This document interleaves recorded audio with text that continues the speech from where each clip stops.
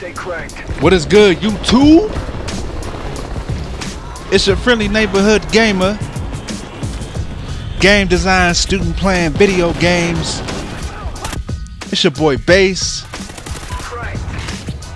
and I got a little story to tell about a situation with GameFly revolving late fees and games not being returned that really had nothing to do with me. It was just the address. In their words, you know, it has to do with the address. As I pick up that double kill, but I just wanted to get the story out there. So it all started when Battlefield 3 came out. I decided to GameFly, and I didn't know how it was going to be. I was on the ropes between Battlefield 3 and Modern Warfare 3, so I ended up getting GameFly. Now, I didn't like the game, so I sent it back and I deactivated my GameFly, and hadn't had one for like a year and a half until The Last of Us came out. And he was trying to knife my sentry gun. Sit down, boy. So I decided to get a PS3, and I GameFly a couple of games. I believe like Metal Gear Solid, Heavy Rain, and some other PS3 games. But before all this happened, before I was able to reactivate my account, come to find out, whoever lived at my address before I did had a GameFly as well. But it was back when GameFly allowed you to rent out like 3 games. And this individual, they never returned their 3 games. So once I deactivated my account and I tried to reactivate it, somehow it flagged GameFly that the same thing was happening. So they contacted me to contact them about this situation. So I called them and they tell me, it appears that you had an account previously before, and you owe us about $600 for these 3 games. And you will no longer be able to have GameFly unless we get the product back and you pay your late fees. Friendly SATCOM active. So I'm like, late fees? I returned Battlefield 3 back to you. This is the only game that I rented out. So, you know, we get into this big war, and I'm calling them like 3 times a month. You know, I'm trying to prove that I lived on campus at this point in time and that, you know, I wasn't living at the house. But GameFly wasn't having it. And I didn't realize that I had a sentry gun right here. I actually got 3 in this level, but didn't even realize it. But anyway, so I finally convinced GameFly that I can get the games back. And that's all they really wanted, was the product back. So I was like, alright, cool. So I called GameStop, you know, and they had the NCAA 2011, but the other 2 games were pretty hard to locate. So I had to go from GameStop to GameStop and call around and look on the internet, and it was pretty crazy. You know, I was pretty upset about it, but you know, I wanted the account cleared, I wanted the address cleared. I just wanted my name cleared from the situation. And I would like to say I had never rented from GameFly but the Battlefield 3. So I don't know how the other thing even happened.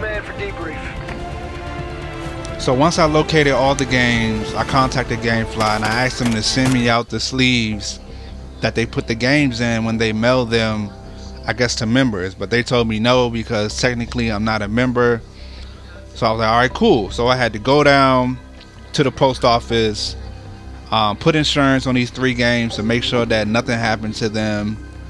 Like, it was pretty crazy, but you know, I was kind of going out of my way, because you know, I could have just left it alone and found some other way to have GameFly. I could have put it at like another person's address that I knew or something like that, but I didn't feel like going through all that.